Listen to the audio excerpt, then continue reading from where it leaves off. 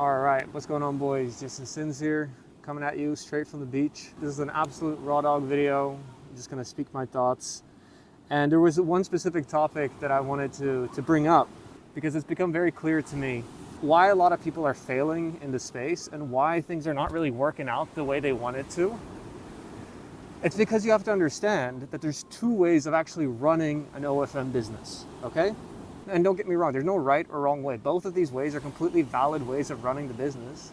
However, depending on the type of systems you go after, you're choosing what type of agency you're running. And if you pick the wrong systems for the type of agency that you're running, or the wrong methods or the wrong strategies, I'm sorry, but you're not going to succeed. And this is something I was thinking about. It all started when I was having a dinner with some other OFM guys just a couple months back.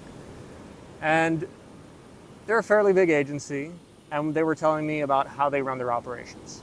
And the way they run their operations is so dramatically different from how I run my operations. Okay, it's two different business models. System number one, which is the traditional way of doing OFM, relies on signing these high quality creators, relies on signing clients in the United States and the UK, relies on them creating high quality content and posting that high quality content, right? So it's like the client, the model is the main character in that business model, and then the agency is more like the back end support almost. And that's a valid way of running things. But I think for a lot of people in this game, they're running the second type of agency. The second type of agency is an agency like mine, where everything is agency dependent, where creator quality is not top-notch. Creator quality is not superstar celebrity influencer level. We're working with very regular, normal-looking models and creators, people with not much experience starting from zero. In that business model, the agency becomes the main character, okay? The agency is the one that's making 90% of the results. And I guess in other terms, you can call it agency-dependent marketing. You can go down the first route and you can go down the second route. But here's the thing, the problem occurs when you're working with models that are not the main character, guys, okay? And the agency needs to be the main character, but then you're on YouTube, you're learning, and you're implementing strategies where the model needs to be the main character. And you're trying to implement that into your system, into your agency, and it just doesn't fit. Because there's two ways of running this game. You either target high quality models, and those high quality models do a lot of the work, a lot of the revenue generation, or you target lower quality models and you do 90% of the revenue generation. However, then you have to ask yourself, what's more controllable? What's more controllable? What are you more in touch with? Do you want to be an agency dependent one where you have full control and you scale models from 0 to 10, 20K per month? Or do you want to be the agency that signs those high quality models, scales them up, adds the back end, and does a little bit of work, and then has a smaller percentage? It really depends on where you're based, but you need to understand the split. These two business models, they don't work well together. Me, for example, I've been able to generate over 7 figures in sales in less than 2 years, starting from absolute zero.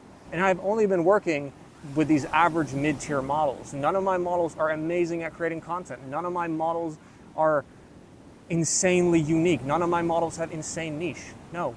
The only difference is we have systems in place. And so here's one thing that I also realized.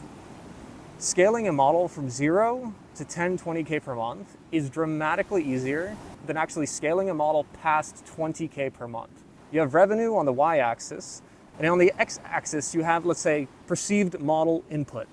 Okay, so how many units of input and quality does your model have to put in to reach 10K? It's really not a lot. However, the amount of units and quality that a model has to put in to actually reach past 20K per month is dramatically more.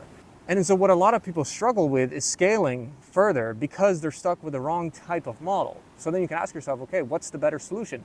Get a better model, get a different model. And yes, it is a solution. You can get a different model. However, you can also get different systems that don't rely on the models. And see, here's the thing, why people are so in love with AI OFM. It's because AI OFM doesn't rely on the model. But if you run things in OFM with systems that don't rely on the model, everything is agency dependent, well, guess what? It's the exact same outcome. And so that's something that's been kind of in my head lately. I've just been thinking about it, and it's whatever you want to, and it's however you want to run the game. It's however you're comfortable with grinding. It's however however many creators you want to work with. It's really just up to you. You just have to make a decision and then stick with it. But don't get these two types of business models intertwined with each other, because it doesn't make any sense. But yeah, boys, wishing you health, wealth, and love. That's everything I wanted to talk about in this video. Take care. Bye-bye.